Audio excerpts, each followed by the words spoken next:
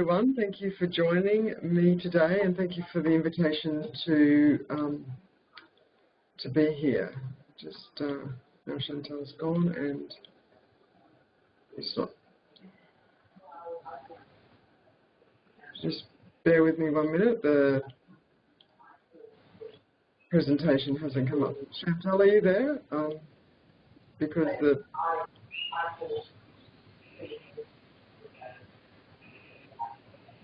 excuse me a minute.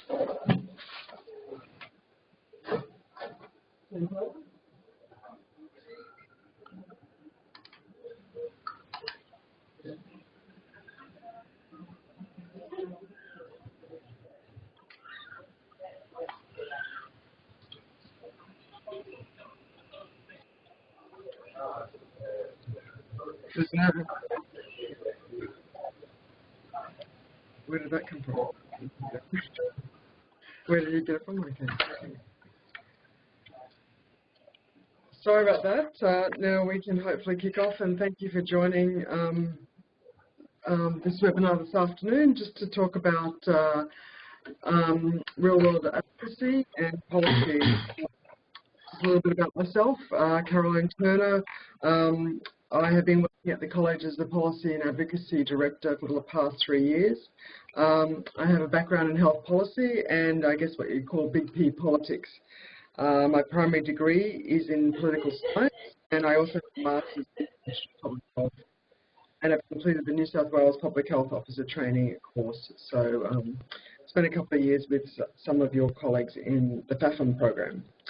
My big P political experience is from a period in working in Parliament House in Canberra with 2 health ministers and also a shadow health minister and deputy opposition leader, and that was Carmen Lawrence, Jenny Macklin, and most recently Tanya Plibersek. So I find health policy and particularly policy and advocacy very interesting. So what we want to do today is I thought we'd look at the policy-making process just briefly and look at 2 different approaches there. The importance of agenda setting, what do we mean by advocacy, what I think we mean by advocacy. 2 really important advocacy skills we'll spend some time talking about, which is framing and also exploiting trigger moments. I think it's important to think about the importance of both the heart and the mind when we're thinking about developing advocacy strategies. Then we'll cover some of the key advocacy questions, what a pitch really involves or includes, and then finally some advocacy tips. So in terms of policy-making processes, I'm sure as part of your FAFM program you'll be looking at policy-making, and often it's presented as quite a linear model where you sit down and you look at the evidence, and then you write up the policy depending on what you want to the evidence tells you and what you want to change, and then you, I guess, write or release your policy and say this is how the world should be according to the evidence. Unfortunately, or fortunately, depending on where you come from, that often isn't really what happens in the real world, even though I think in terms of our, particularly the medical community and their commitment to evidence, I really think that that's how it should be. But what I think and what most people in the real world would suggest is that the policy-making process is not linear, and that there are a whole heap of interacting and influencing issues that actually happen, and you really need to understand relationships and power to be an effective policy, to get your policies up and to be an effective advocate. So it's important to create the evidence and to know what works and what doesn't work, but that's not enough to get your issue on a decision maker's agenda. You really and that's why I think a good policy people and good advocacy people know that policy change doesn't just happen by revealing facts alone, and we have to have you may have a really strong moral case, but you need to do a little bit more to make sure that your your positions are put in front of the right people, and they're in such a way that they're conducive to being heard, and I guess changing behaviour or policy in that phase. So I would definitely subscribe to a more political science approach to policy making rather than the linear one. So what is advocacy? For me, advocacy is the deliberate pursuit of changes in policy, attitudes, behaviour and decision-making, usually in the public interest. Part science, part art, modern advocacy involves more than a media release, a submission or a petition to members of Parliament. And today's advocates, I think we can say, are heirs to a considerable body of theory and practice, including drawing on a rich legacy of social change movements, including drawing on psychology, anthropology, political science, linguistics and communication theory. And successful advocacy relies on strategic thinking and good preparation, including a good understanding of stakeholders and audiences, their power, the roles, motivations, frames of reference, influences and all of those things and how they interrelate. Relationships are integral to effective advocacy, and alliances involving common interests can be highly effective. So 2 key skills that great advocates use to get their topics on the agenda are issues framing and exploring trigger moments. And we're going to spend some time today talking about both of them. As advocates, one of the most important issues to consider is how your idea is framed. So what is a frame? The cognitive linguist George Lakoff has written a number of books exploring the power of frames. He defines frames as the mental structures that allow human beings to understand reality, and sometimes to create what we take to be reality. They structure our ideas and concepts, they shape how we reason, and they even impact how we perceive and how we act. For most part, our use of frames is unconscious and automatic. We use them without realizing it. That's from George Lakoff, and he has written a book called Don't Think of an Elephant. And what he's saying is, by just saying don't think of an elephant, you're all thinking of an elephant. The power of framing is very integral to advocacy. So great advocates must learn about framing. Great advocates communicate using frames that convey their values. So some key points to consider when thinking about frames. Framing is not communication or spin. It is far more strategic. How an issue is framed communicates your values. Frames are ideas, not slogans. The ability to frame an issue that is define the way that policy controversies will be presented to the public is one of the most important tools we have at our disposal. One very important distinction has to be made here between messaging and framing. Many people read about framing and come away with the conclusion that framing is about language. The truth is that language is only part of the equation.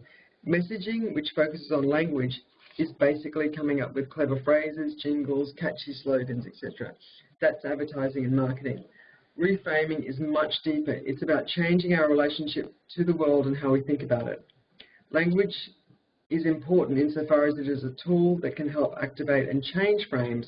Language that does not engage in the process of activating and changing frames, however, is purely messaging. Framing reaches down and activates our moral. Hidden values are either emphasized or ignored. So to look at the power of framing, I thought we could explore some recent immunisation policies and debates. When I was working for the Health Minister, Tanya Plibersek, she was very interested in promoting immunisation. And consistent with this commitment, one of her achievements as Health Minister was securing $22 million from Cabinet to extend the HPV vaccine to boys. The justification for the additional funding in a very tight budget environment was based on the need to protect boys who could potentially go on to be at risk of cancers of the penis, anus and throat. And the department recommended we spend a lot of money explaining to parents and boys why they should receive the HPV vaccine. The Minister did not take this advice. Instead, she decided and did not pursue a communications campaign as outlined. Instead, she decided to frame the initiative so it struck a chord with the values Australians had. hold very dearly, and that is about fairness. The Minister framed this initiative as a matter of fairness between boys and girls. Because the value was strongly held in the Australian community, it made common sense. And the national announcement received national TV, radio and newspaper coverage, and it was essentially applauded by all the commentators as well overdue. What about the frames and corresponding language being used to describe people who choose not to immunise their children? Back when Minister Plibersek was the Minister, people who chose not to immunise their children were called conscientious objectors. And in this, she thought the language probably activated some values that she didn't think necessarily were consistent with the government's policies. If you think about conscientious objectors, it kind of implies high principles, noble actions, even heroic stand, which we were actually, which is actually not what we would suggest is so. So the Minister sought to use different language and reframe that particular cohort of people as vaccine refusers, activating a different, I guess, moral base from, or value set from which to consider the issue. When thinking about immunisation, another important advocacy strategy that the Minister used was transparency, and one of the and this is a great example of what happens when you are able to take an issue and make it local. So Minister Plibersek, having seen postcode level data for immunisation rates, requested that the newly established National Health Performance Authority produce easily accessible reports of immunisation rates so that the immunisation could be promoted at the local level. So in April 2013, the National Health Performance Authority produced its first report, which illustrated that existing state and national reporting of immunisation rates among children camouflaged very low rates of immunisation in about 30 local communities. That information transparently reported that the local level catapulted immunisation policy onto the national agenda. This chart illustrates the volume of media coverage on immunisation and the audience corresponding to the major developments. Now, we're seeing here people actually tapping in and getting excited about the issue of immunisation, which they hadn't for a very long time. And in terms of the conversations that happened from that, they tapped into some of the deepest emotions and dearly held values, and demonstrating that different frames will accentuate different emotions. And this is why it's so important that advocates control the frames of a debate or conversation. So if you have a look at what happened following this national conversation and agenda, the government ended up with a policy of no jab, no pay for immunisation. And looking at that policy, you can ask the question, well, what frames are being activated? We've got two very powerful universal frames that I think we all subscribe to. One is protecting children and one is equity. And this policy, no jab, no pay, is essentially putting each of them against each other. In the government's framing of the immunisation policy, they're competing.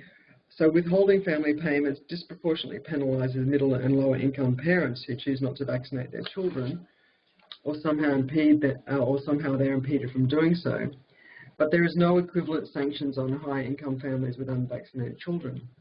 Yet the government has a social licence, despite the fact that equity in so many respects is very strongly held by most Australians. The government has a strong social licence or widespread support for its no jab, no pay policy, largely because the frame of protecting children from infectious diseases is so powerful that it overrides the equity frame. The important thing to be aware of here is not whether one agrees with the policy or not, but why. In any given debate, and it illustrates this, good information and the best scientific evidence can succumb to sufficiently powerful frame that appeals to our hopes, fears and identity. Good advocates recognise the power of emotions, deeply held values, identity and cognitive biases to which we are all prone. So we arrive to a discussion or debate with a pre-existing notion of how the world works. This is the conceptual frames through which we process new information and derive meaning. Cognitive scientists have identified the importance of language, emotion, imagery and identity in shaping and steering issues in the public arena. Consequently, there will be frames that accentuate a policy position and frames used by others, sometimes journalists or politicians, that negate or diminish that position. So let's explore some other examples of different frames to see how they influence how we feel about an issue and whether we are more likely or less likely to support it. One of the issues that the college has been advocating on is alcohol, and you think about how that policy is considered in our community and some of the recommendations that the college is supporting, and you could easily put it through the nanny state frame. We're telling people what to do, we're not letting people have their own liberties being eroded, or you could see it as protecting children. You could also, the climate change policy area, there are two different frames here. You could see it as a health threat, or you could see it as a health opportunity. I think one of the first Lancet reports definitely was talking a lot about a threat, and the most recent Lancet report's talking about health opportunity. Another issue that's big on the in being debated at the moment is medical marijuana, and the college is engaged in that policy process. And the college is keen for the issue to be seen as a quality and safety issue, and that is any sort of therapeutic really should go through all the proper clinical trials before it is available for use for patients. But that is coming up against a frame which is about relief from pain. And it's interesting to see, if you read some of the stories about medical marijuana, which is more emotive and which one is probably going to be the most effective in terms of decision makers. There's another frame which medical marijuana is being seen through, which is about red tape and inability to access this important therapeutic, which is coming up against compassion. So we're sort of saying let's give people the opportunity to access medical marijuana, sort of a compassion frame, but it's hitting up against a red tape frame. And you can see in terms of those different frames which one is probably more easily connecting with our deeper values. And that's what's important to remember. That's why frames are not just about language and messaging. They are actually about the emotion and the values that we hold and which ones are being tapped into. And there are always competing frames. And like we talked about with equity and protecting children, they were competing in the no jab, no play debate, but one was going to win over the other. You can see this again in the drugs debate, with often people coming to that debate with a law and order sort of frame, and then public health advocates coming to it with a harm minimisation frame. And whichever frame wins out will really have have more influence over what the policy prescriptions are in that space. Another Evolve is one of the college's flagship policies to reduce low-value care. And if you have a look here, you can see the Evolve initiative is similar to the Choosing Wisely initiative, which is being rolled out across the world. But in this space, you can see, depending on which frame you choose, will land you in a different place. So the slide shows that framing is about, if Evolve is about waste and inefficiency, it doesn't lead us to a very conducive public policy discussion. So Evolve, waste is bad, doctors are wasting money, we don't really want to end up there. Evolve, cut back on scans, I didn't get the test because they're saving money, we don't really want to end up there. Futile care, well, we don't really want to be in the place where doctors are delivering futile care. Whereas if we talk about low-value care, we're talking about it being physician-led, very one-on-one, doctors working out what's best for you, and then we'll end up in this appropriate, safe, quality care space. But it's interesting, you really need to be strategic about this, because it's very easy if you choose the wrong frame, which, you know, we're all against waste, but then where does it take us? And so a good advocate will be strategic, and then cut their strategy based on where they actually want the conversation to end.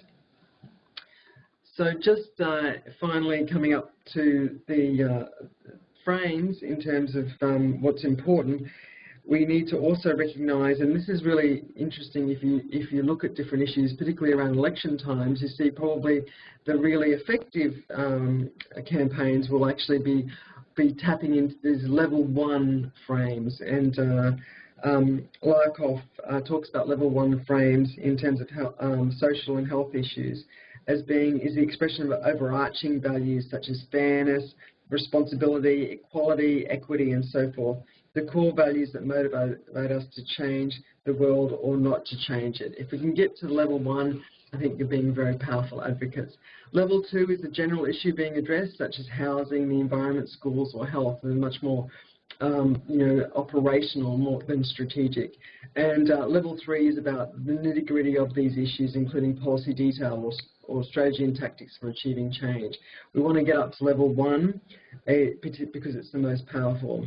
So I guess when you're looking at people making policy announcements or talking about things on the radio, try and figure out if you can see whether they're tapping into a particular value and they're high up at that equity, fairness sort of frame, or whether they're down actually just talking about these are the nitty-gritty of what we're doing. So here are some resources that you might want to tap into to read a little bit more about Larkoff and framing.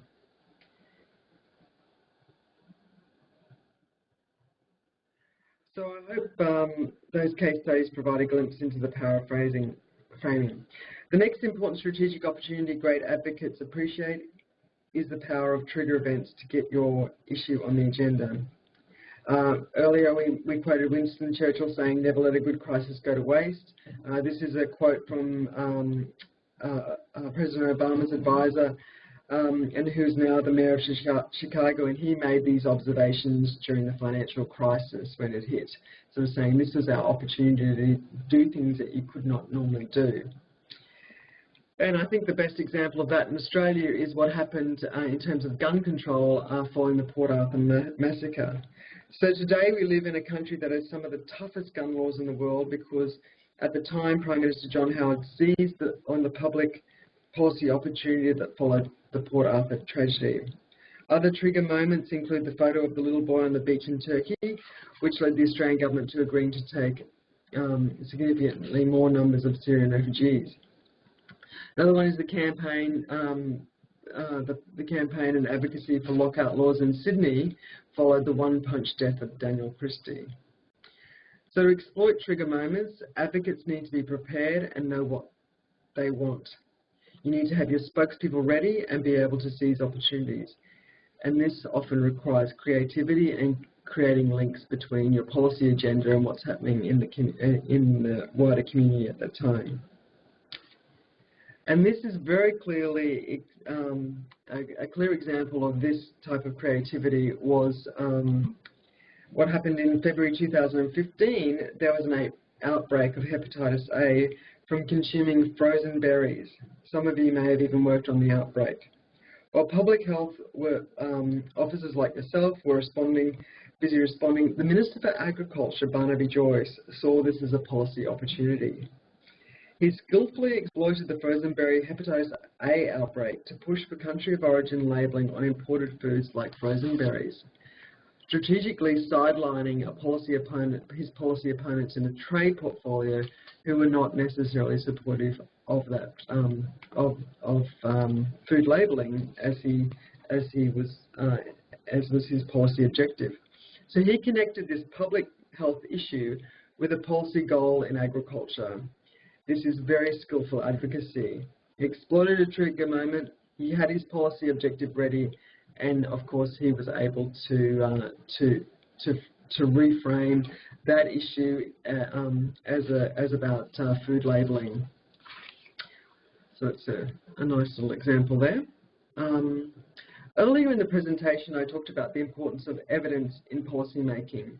I think one of the lessons that public health advocates need to learn is that evidence won't get you all the way. You also have to engage the heart, and this means the ability to tell stories, to use anecdotes and to create a personal relationship. I encourage you to watch this TED Talk by Brian Stevenson. He doesn't say anything about the problem he is seeking to address. No statistics until he has created a strong relationship with the audience. We identify with him, and therefore we are open to his message. He doesn't mention anything about the group he's advocating for until 6 minutes into his 18-minute presentation. That's a third of all the time he has in his TED Talk, but he spends it creating a relationship between him and the audience.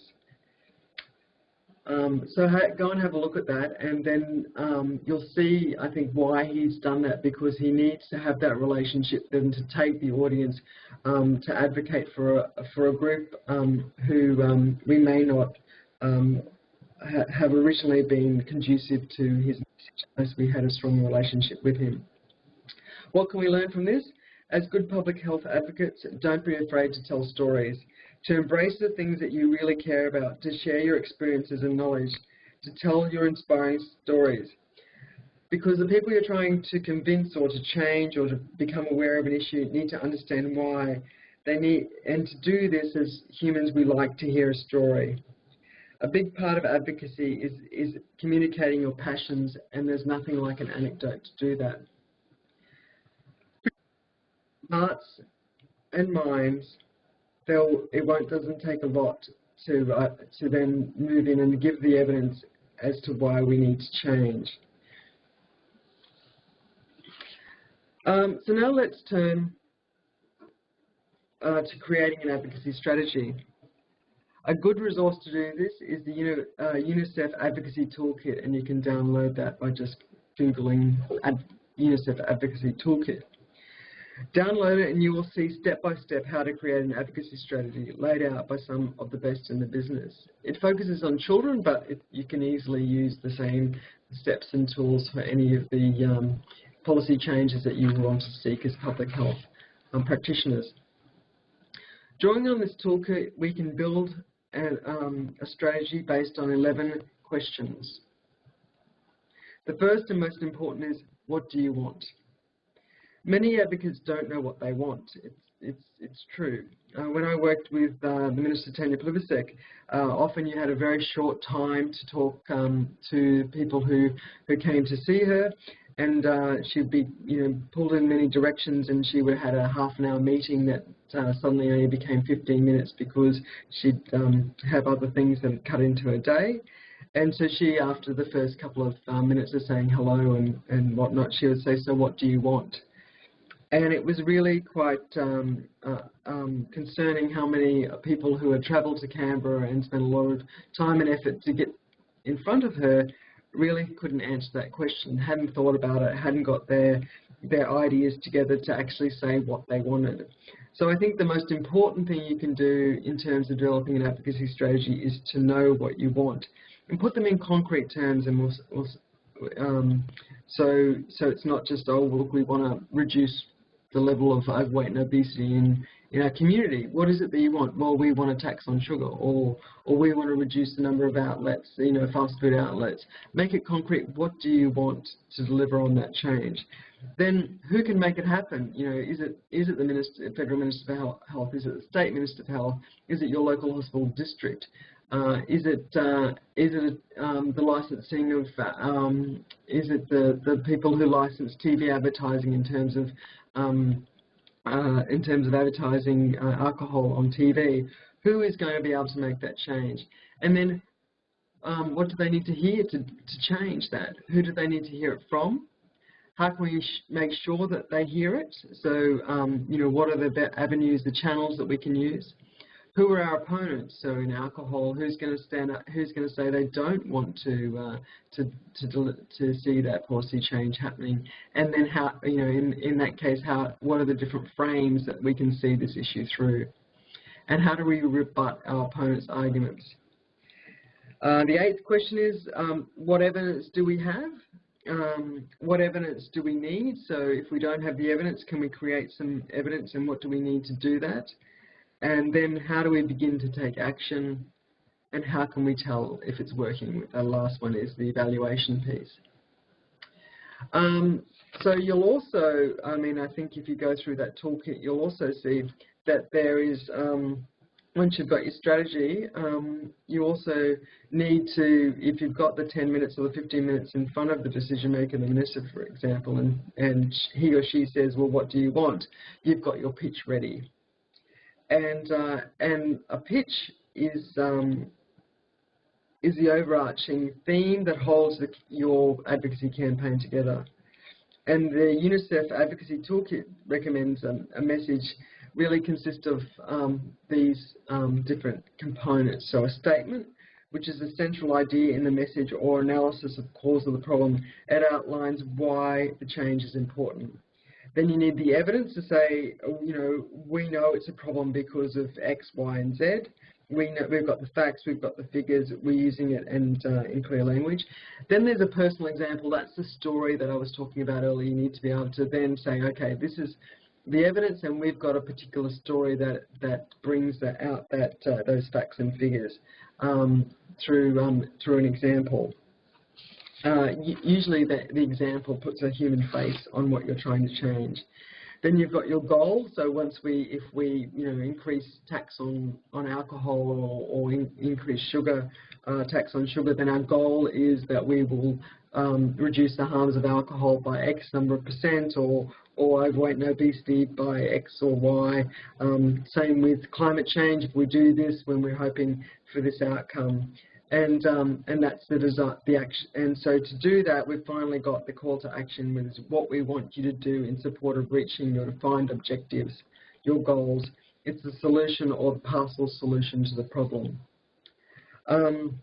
You also have to think about tailoring your message to the audience you want to influence. So different messages will resonate differently with the public, with health ministers, with opinion leaders, or with your clinicians that you're working with. In most cases, advocacy messages will have two basic components. There'll be an appeal to what is right, and there'll be an appeal to the audience's self-interest. Knowing that you need to hear involves understanding what will motivate and move each audience, target audience, and developing an evidence-based messages are directed at each of these. So let's look at some examples we've done here in the college. So we've got a big policy, evidence-based policy on alcohol.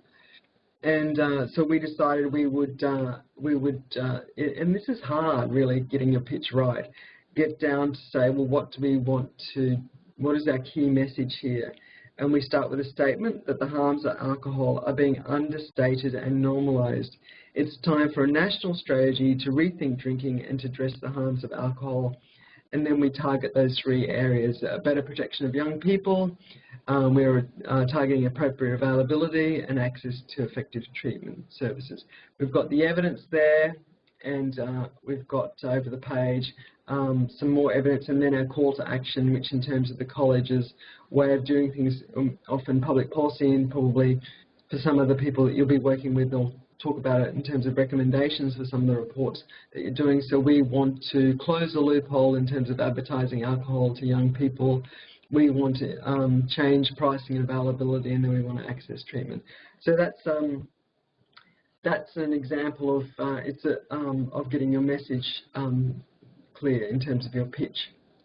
Another one we did here in the college was end-of-life care, and again, we wanted to really make end-of-life issues more than just people often said, oh, that's for palliative care physicians, but the message from the college was that everybody should be talking about end-of-life issues, and they had the 5 key elements of good end-of-life care. So it's there are words there, but essentially that's our key pitch or message. So, and it's also what we call our leave behinds.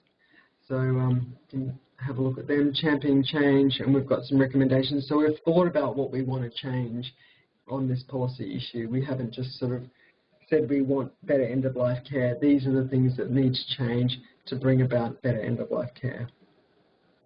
Another one which I know Public Health is very committed to is climate change campaign. We ran this campaign for COP21 last year. We sort of concentrated on some key facts around what the implications of climate change were, and then we had a call to action, which was, this was about health professionals actually speaking up and raising awareness of the health implications of climate change. So it takes a fair bit to actually distill your, I guess, strategy down into key messages. Another important thing I wanted to just mention here was leave behinds.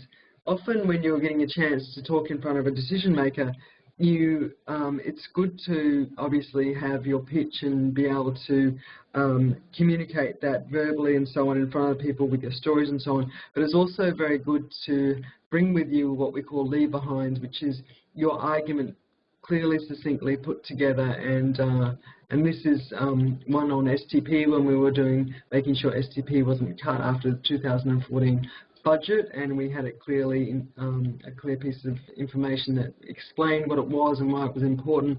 And then on the right, that's our leave behind in terms of our Doctors for Climate Action campaign. And when you do a leave behind, it's really important to, at the bottom, put contact details. So if they wanted to find out more, there's a phone number and email address to contact. So if you do get the opportunity to go and see a decision maker to put forward your case, always think about, well, what are the issues that if I don't get the opportunity, or for some reason, the conversation goes off onto some other topic that I didn't really want to talk about, at least I can put something in front of the decision maker and leave behind. That's what we call them, leave behind, so that they can then pick it up later and say, oh, is this what they really wanted to talk to me about? So just in these last little bit, I just thought we'd have some practical advocacy tips. So the first one is know what you want, the problem and the solution, and articulate it very clearly, which is your pitch. Be ready to exploit trigger moments or disruptive equilibrium to promote your cause, and that often requires some creativity. But if you've got everything ready, you've got your spokespeople ready, you've got your key messages ready, you know what you want, then you can see an opportunity and you can connect the two. Appeal to both hearts and minds. Don't be shy of showing your passion. Use statistics or your epi skills, but nothing beats a personal story. Develop personal relationships and always be polite. You'd be surprised at the power of the charm factor. Advocacy leave behind, as I said, short summary. What is the issue? What is the problem? What needs to happen? And as I said, always have contact details there at the bottom. Know your opponent's arguments and be ready to rebut them. So if you know that the alcohol industry is going to say, you're just being a bunch of wowsers and we should be allowed to do X, Y, and Z, be ready to rebut each of those comments. Don't waste time, but that said, don't waste time on a committed opponent. So sometimes responding only gives them more oxygen, and that can be the case sometimes with responding to the vaccine refusers, who are a very small population group, but can get a lot more media than they actually would in a true debate. So sometimes by actually getting into an argument, you're actually giving your opponent more oxygen than your own issue. Here's some further reading on advocacy that you might want to have a look at. I think Simon Chapman's Reflections on 38 Years in Public Health Advocacy is a really nice, concise summary of some of the key points that you need to look at, and there are some other resources as well that you may want to check out.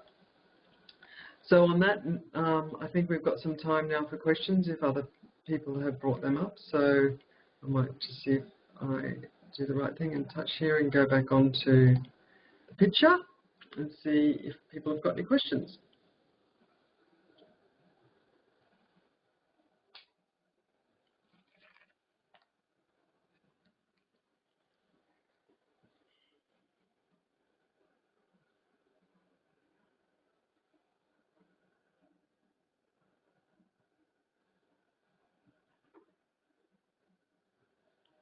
Do we have any questions? Oh, here we go. Yes, absolutely. I think you just need to contact Kerry in terms of getting the slides. So definitely you can have copies of the slides, and I'm sure Kerry Clark can make them available. Any other questions? What do you see the role of Public Health Association? Okay. Well, I think they're a great public health advocate. I mean, one of the examples that I didn't use today, but I thought was excellent in terms of them using trigger opportunities, was that they have been great, great advocates for the the food star system, you know, that's been brought in with the different star ratings for food. And a couple of years ago, Minister Nash, who was responsible for those codes, I think made some, it became clear that they were sort of reneging or turning back, it looked like, that star rating system.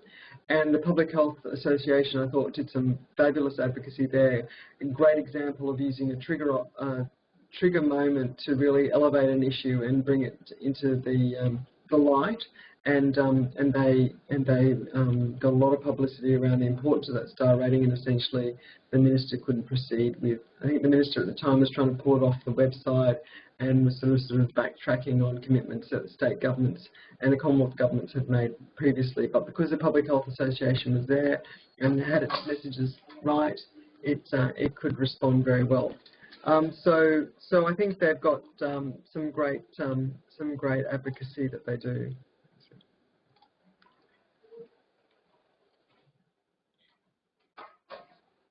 Any other questions? Do you have any tips for advocacy in small jurisdictions where most organisations, including NGOs, are reliant on government funding? It's a good question. I think there's the importance of relationships and partnerships. So while you may be an NGO that's getting funding from the Commonwealth, you will also be a part of the community, and you can, through your relationships and alliances, develop community spokespeople and highlight the issues there. It doesn't necessarily have to be political. I mean, I think that generally most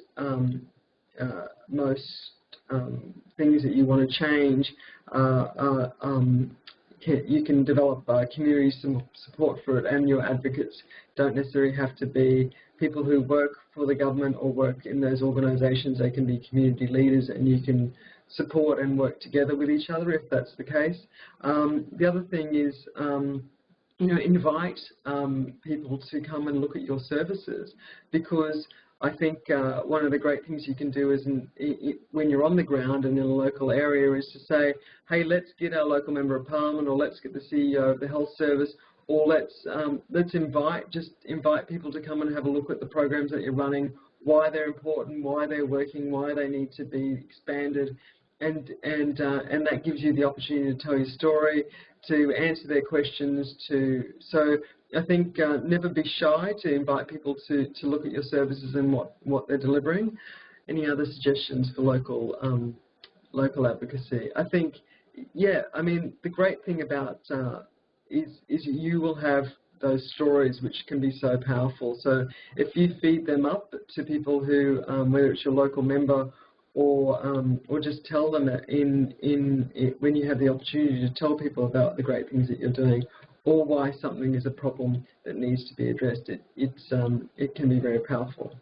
In terms of trying to maximise the impact with politicians and decision makers, would you say it's helpful to regularly communicate with their office about public health issues in order to know who you are, or is it just as effective to only contact them for specific advocacy work?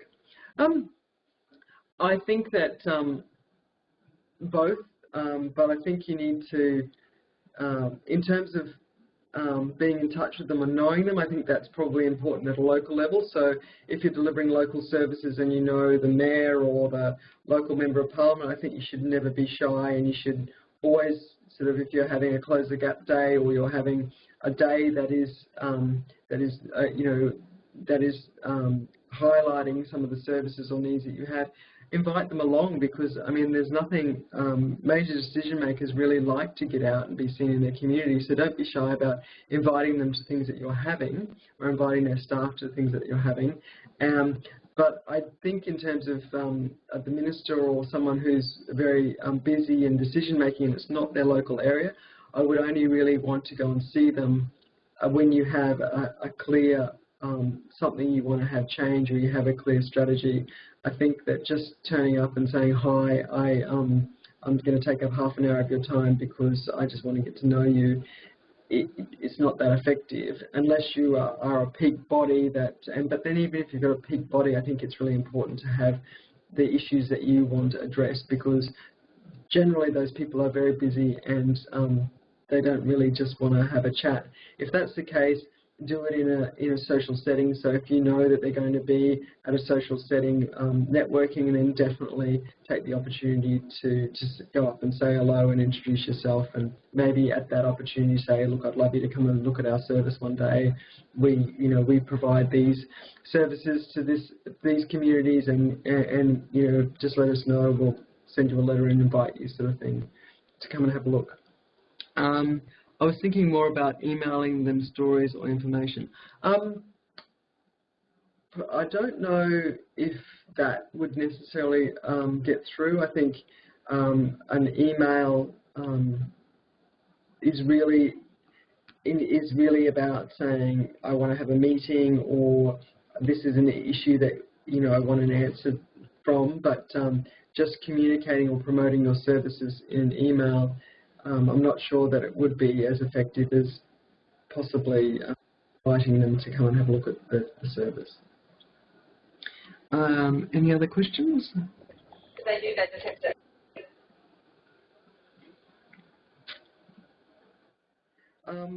Okay.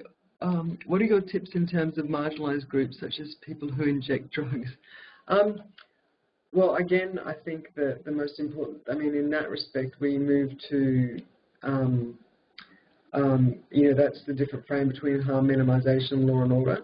I guess one of the good tips in that respect is to have a look at that TED talk I referred to, where the person takes about 6 minutes to get into their story, because what the people he's advocating for there are African Americans incarcerated at enormous rates in the United States of America. And I think he takes 6 minutes to tell his story and for us to identify with him, because he knows that people, if they came in cold, would not necessarily have a lot of empathy with that particular group of people. But because he tells stories and he creates a relationship, we're much more open to hearing the messages that he says. So I think if you're advocating for a marginalised group, I think the importance of personal relationships, the importance of stories that people can feel empathy with the particular groups with is very important. People who have been through that experience and come out the other side and can tell that story can be very powerful. It's a really tough one. I know the Injecting Centre in Sydney, King's Cross at the moment, has as one of their objectives is to open up, to be allowed to provide services to minors and pregnant women who are injecting, and that I think those frames that they're being used in that case are probably much harder, because people come to that issue with a view that we need to protect pregnant women and they shouldn't be injecting, and the same with minors. And so it really is a clash of frames there, and being able to frame that as okay, harm minimisation is very, very difficult, but at the same time you have to say, well, how do we do that? Probably with a personal story, so people can see the complexity of that issue and not just see it in black and white terms. So don't ever underestimate the power of a personal story to communicate complexity, which is often what we have to do in public health, because it's usually not black and white.